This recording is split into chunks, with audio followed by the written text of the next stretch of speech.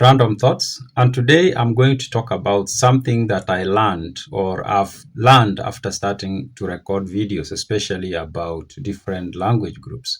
Now, I remember a few months ago, I did a video about Bantu, Nilotes, and Kushites, and I talked about whites, they are not people.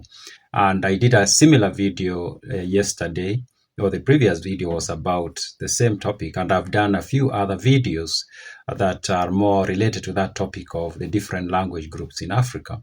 And I remember when I did the first video, especially mentioning Bantu, then I got these comments on YouTube, especially, and also some bit of that on TikTok, but mostly on YouTube, where people were so passionate about the topic of Bantu in particular. And most people were so angry at me, very many people. And initially, I could not understand what was going on. And then I later on catch on what was going on, but that was a new space for me. It's a new area for me. It's a space that I didn't even know that existed. And then I did a video, the last video I did, and I talked about how there is no DNA that is Bantu, Kushite, or Nilotic DNA. And then I've got similar reaction, especially on, seems to be a lot more on YouTube than on TikTok, but I did get like one person who commented on TikTok, and it was on the same, and I could tell that this person is coming from that side. And I think there is a huge misunderstanding between me and a group of people online about who the Bantu is and what Bantu is actually. And I decided I'm going to do this video. Now, what I'm talking about is this. It turns out there are people, especially in the West, in the US, and also in Africa, turns out, especially in South Africa for some reason.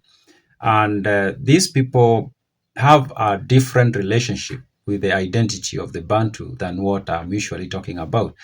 And when there is that different meaning, sometimes I'm arguing with people online while we shouldn't even be arguing because we are not talking about the same thing. We are kind of like talking about different things, and we are arguing as if we are talking about the same thing. Bantu has three primary meanings depending on who you talk to. Of course, there is a meaning of a language group, and this is a language group that was, we can say, established by somebody who went by the name of Wilhelm Blake, who was a linguist, and around 1850 something, he was traveling in Africa, and he was looking at languages that are spoken in Africa, especially South Africa or southern part of Africa. And he noticed that many of these languages had similar names or similar constructions, or similar words or similar arrangement of words, or they called things similar or words that sounded almost similar. And he decided to call these languages the Bantu group. And the reason was, or is very simple, is because when he asked people who spoke these languages what they called a person or what they called people, the name usually came something close to Bantu. So Blake noticed this trend and he decided to call these languages the Bantu languages. So at that point, it was purely a linguistic terming. It didn't have any other connotation behind it. But of course, over the centuries, this word has been used in different ways. Of course, it has remained to be a language group or a name for a language group. But at some point, it became a name for Black people, especially in South Africa, where the white people just put everybody who's Black into the Bantu group. And in fact, it started having some connotations that are not good the way it was used. It meant inferior humans to some extent. And and there is a long story about the naming of the Bantu people and the apartheid South Africa. There's even a story of them trying to change the name from Bantu, which is people, to being Kintu, which is like in most Bantu languages is something, which was like trying to lower the dignity of the people. Now that's a different story anyways.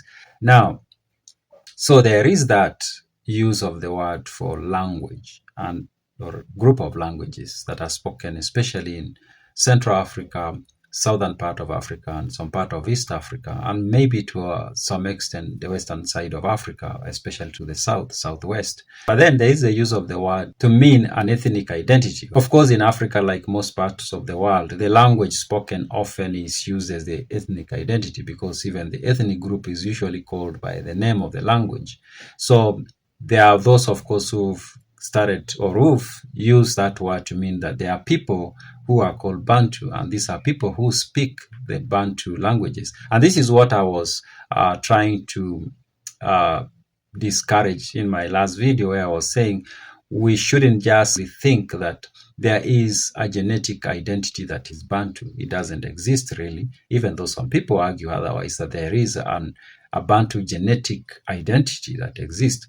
Whether it exists or it doesn't exist, the fact remains there are people who think it exists, and there are people who actually use it as a genetic ethnic name, Bantu.